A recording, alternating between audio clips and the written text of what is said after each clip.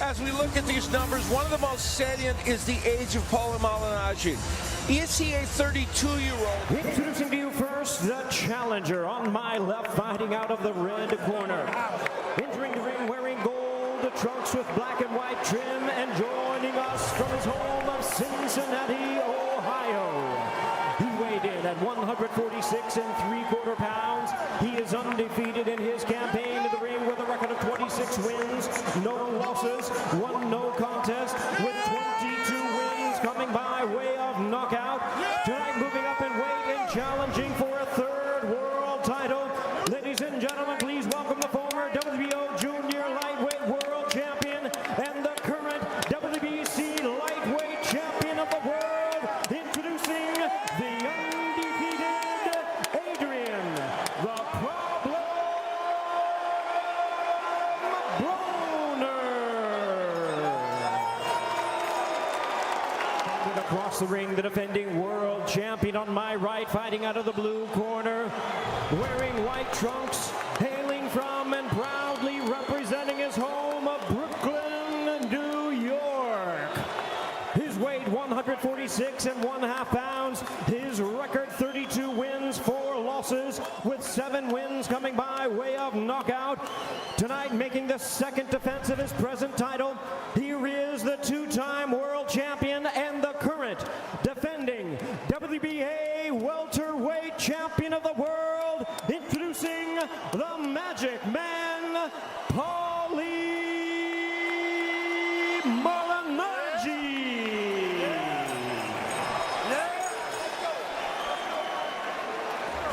As we look at these numbers, one of the most salient is the age of Paulo Malignaggi. Is he a 32-year-old? It's showtime! Good guy. I can't do anything about it. Be careful, Paulo. It's Good times. Touch him up, the best man win. 3-division champion. Well, 23% feel In the fight. But in the center of the ring, it's like a ridge going through the ring. We've talked about it throughout the night. Yeah, throwing jabs, as is his wont. And a crowd already chanting Paulo Malignaggi's fight IQ that may give him his best shot at victory tonight for up 2 weight classes. We have seen already in this first round. I think we're getting do that all through the fight. Yes, of course. And that's Broner's big weapon. Not necessarily slow start, but takes the first few rounds to see what his opponent can give. Comes on after he's seen what his opponents can do. What we saw in his last fight against Malignaggi, coming off a contentious decision victory over Pablo Cesar in a much anticipated battle.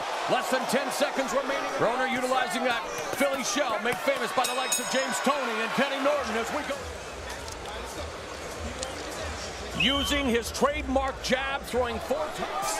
More than any other fighter in boxing. Too late. Overhand right by Malignaggi. Broner took that.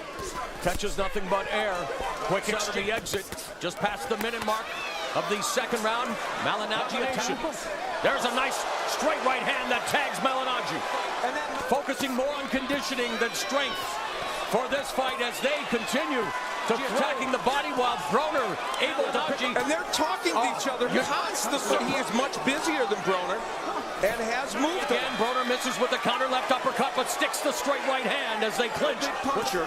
So the problem is, at one point, will that lack of power be an issue? The left is low by Paulo, and he throws it very well as a lead right hand. Paulo has thrown many more punches and many combinations. Now, not everything landing.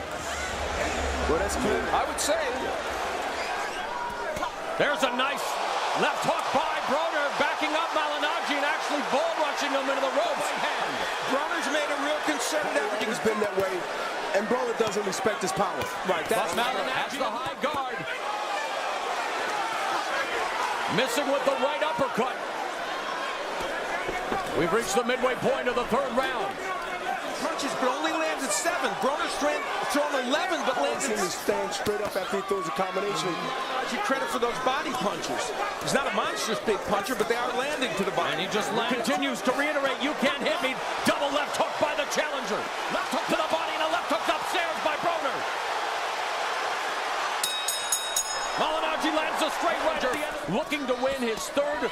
Flicks one upstairs. 3-punch. Now putting together the combinations and landing on Broner. Champions Aaron Pryor, of course, the Hawk. Tim, one of his first coaches. Charles, yeah. So that's why Paulie Malignaggi is having a hard time getting to the head of Broner. Thrown 15 punches in this round to 50 by Malignaggi. And again, along the ropes, Broner attacking the body. The left catches the jaw. And no time. Big was able to do that in the last round. The lead right is just uses it so much during a fight. That a perfect example of it. A little bit.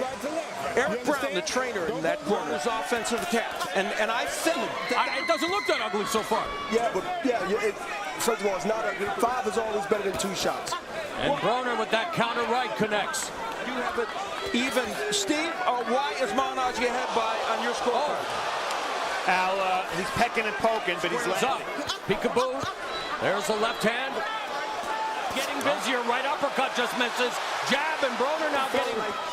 Al said 1 or 2 punches and hit. Not anymore. This has often been the case. Even fighters, oh my. Wow. 20 seconds left. Chippy. Yes. To say the least. 5 rounds thus far here in Brooklyn as we go to the 6th.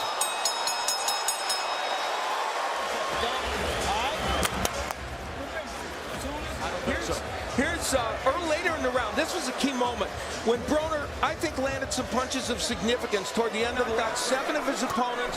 Broner has knocked out 6 of his last 7. Some things that I've seen Floyd Mayweather, but just about everybody is. And with Broner landing it up pretty. Broner has Malignaggi on the ropes again, attacking the body with the left. Now the right hand to the body, and Malignaggi. Can he sustain this over 12 rounds? The way this fight has unfolded, Bernard. Well, I'm not surprised because Paulie's wearing down and Broner's hitting with shots now, and you see the effect. Coming forward, he takes it, sticks his tongue out for good measure, but again in danger zone along the ropes. Well, we talked about back with a triple combination, walks right into that straight right from Broner. 6th round. We are halfway through this WBA welterweight title tilt. Yeah, you're looking good, man. You're looking good. Steve and I have it even, but clearly the momentum in this fight swinging. Punch edge so far and punches thrown in this round. For the first time, Broner's throwing almost as many punches in the round. Broner putting together a combination, answered in kind by Malignaggi. This distance and beyond. Broner trying to join the likes of Roberto Duran and Roy Jones Jr. and fighters to win titles. He's done a bit better than in a couple of recent rounds. Well, he thrown more punches than he threw. Jab, triple, and the right uppercut. Another straight right hand. Broner now along the ropes. Malignaggi using the jab. And Broner at the edge of the histrionics continue. They took 1 minute gone in the 9th round. Malignaggi attacking the body with left and right hand. Continues to walk him down into the corner. Raising left hook, the right hand connects. There isn't a lot of pop to those punches. That was a stiff jab by Malignaggi. Broner now measuring them up. Straight right. Final minute left in the round. Interesting, he's not come close to putting Malignaggi down, which is fascinating. There's a right uppercut that jacked the jaw. Malignaggi, another right hand, but Malignaggi comes to 4 huge right hands. Left hook to the body and the right hand across the cheek. And there's another right hand by Broner, and Malignaggi now putting on a bit of a show. How do you see the fight so far? Is it like watching a part of yourself? A young Floyd Mayweather. From the Barclays Center in Brooklyn, Paulie Malignaggi defending the WBA welterweight title. But Broner's landing so much harder punches. Malignaggi, though, taking the... He's going to come in here and steamroll Malignaggi and knock him out and just dominate him while these rounds, and I suspect he has. He was not going to intimidate. Some of these rounds could be close. I agree. Malignaggi down along the ropes, throwing out the jab. There's a short right hand body. And there's a left that you can hear. But Malignaggi fighting valiantly off the ropes. A taller fighter hits him to the right hand, with the right hand to the head more than Malignaggi. And Malignaggi just looking to land one more big shot and does with the left hook. Deep breath. Come on, take a deep one in your nose. Let's go. Which is an important weapon for him. Landing it, and there you see him doubling on it, and then trying to get that. Pushing Malignaggi against the ropes, but then Malignaggi would counterpunch off those ropes. Those aren't monstrous punches. No way. Paulie has to find a way the first minute of the 11th round. Nice jab stuck by Malignaggi. Broner has him hemmed in the corner again. Stats, you can see instantaneous punch statistics in our commentators' unofficial scoring of the fights. It connects. Malignaggi goes to the body again. Under a minute left in the 11th round. What an effort by both guys, Bernard. Great effort by both. Thus far with his performance. He's hanging in there against Adrien Broner. I think In the 11th round, Malignaggi again on the ropes. Literally set for the 12th and final round. Bernard, interesting body language. And try to win this round. he has had 4 different hands.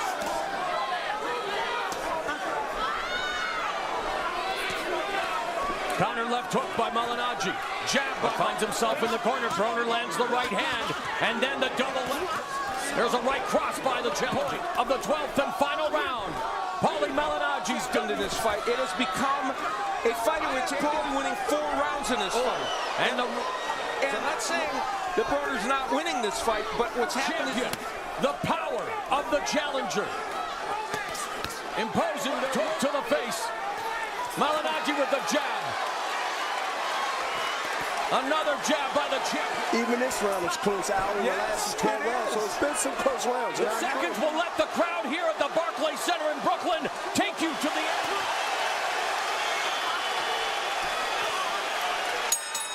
It is over.